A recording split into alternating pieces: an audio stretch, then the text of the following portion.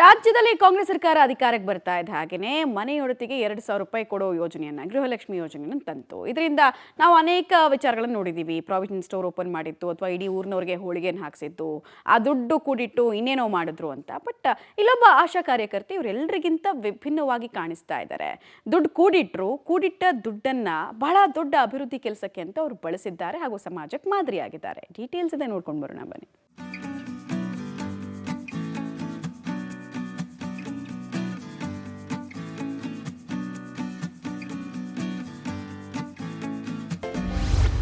ಗೃಹಲಕ್ಷ್ಮಿಯಲ್ಲಿ ಬಂದ ಹಣ ಶಾಲೆಗೆ ದಾನ, ಮಕ್ಕಳಿಗೆ ಕುಡಿಯುವ ನೀರಿನ ವ್ಯವಸ್ಥೆ, ಸ್ಮಾರ್ಟ್ ಕ್ಲಾಸ್ ಮಾಡಲು ಗೃಹಲಕ್ಷ್ಮಿ ಹಣ ದಾನ.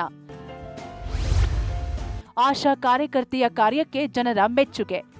ಶಾಲೆಯಲ್ಲಿ ವಿದ್ಯಾಭ್ಯಾಸ ಮಾಡುತ್ತಿರೋ ಮಕ್ಕಳು, ಶಾಲೆಯ ಅಭಿವೃದ್ಧಿಗಾಗಿ ಗೃಹಲಕ್ಷ್ಮಿ ಹಣ ನೀಡುತ್ತಿರೋ ಮಹಿಳೆ.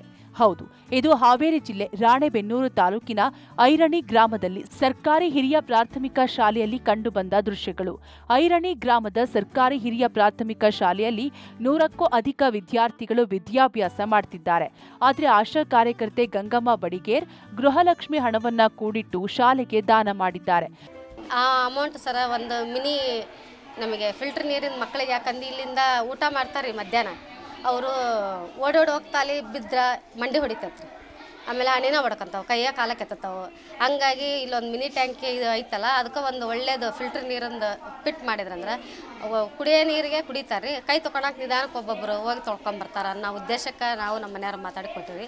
ಆಮೇಲೆ ಮತ್ತು ಇನ್ನೊಂದು ಸ್ವಲ್ಪ ನಮ್ದೇನಂದ್ರೆ ಸ್ಮಾರ್ಟ್ ಕ್ಲಾಸ್ ಅಂತ ತಯಾರಿ ಮಾಡ್ಬೇಕಂತ ನಮ್ಮ ಮೇಡಮ್ ಹೇಳಿದ್ರು. ಈಗಿರೋ ಮಕ್ಕಳಿಗೆ ನಾವು ಕನ್ನಡ ಶಾಲೆ ಒಳಗೆ ಹೆಂಗೆ ಅಭಿವೃದ್ಧಿ ಐತಿ ಅನ್ನೋದಕ್ಕೆ ಇನ್ನೂ ಅಭಿವೃದ್ಧಿ ಹೆಚ್ಚಿಗಾಗಲಿ ಅಂತ ನಾವು ಮಾಡ್ಬೇಕಂತ ಆಸೆ.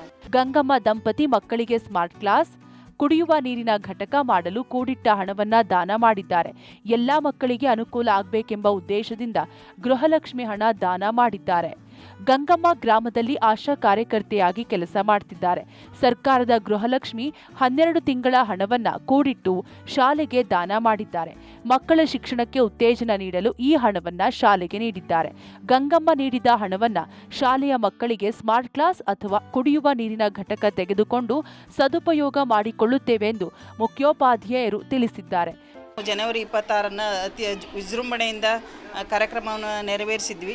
ಆ ಕಾರ್ಯಕ್ರಮದಲ್ಲಿ ನೋಡಲು ಬಂದಂಥ ಗಂಗಮ್ಮ ಲಗುಬಿಗಿ ಅವರು ಮಕ್ಕಳ ಕಾರ್ಯಕ್ರಮವನ್ನು ಮೆಚ್ಚಿ ಅವರ ಪತಿ ಮತ್ತು ಅವರು ಸೇರಿ ನಮ್ಮ ಶಾಲೆಗೆ 24,000 ರೂಪಾಯಿಗಳನ್ನು ದೇಣಿಗೆಯನ್ನು ಕೊಟ್ಟು 12,000 ರೂಪಾಯಿ ಫೋನ್ಪೇ, 12,000 ರೂಪಾಯಿ ಕ್ಯಾಶನ್ನು ಕೊಟ್ಟು ಈ ನಮ್ಮ ಶಾಲೆಯ ಮಕ್ಕಳಿಗೆ ಕುಡಿಯುವ ನೀರಿನ ವ್ಯವಸ್ಥೆ ಅಥವಾ ನಲಿಕಲಿ ಸ್ಮಾರ್ಟ್ ಕ್ಲಾಸ್ ಮಾಡಲು ಉಪಯೋಗಿಸ್ಕೊಳ್ರಿ ಅಂಥೇಳಿ ದೇಣಿಗೆಯಾಗಿ 24,000 ರೂಪಾಯಿಗಳನ್ನು ನೀಡಿದ್ದಾರೆ.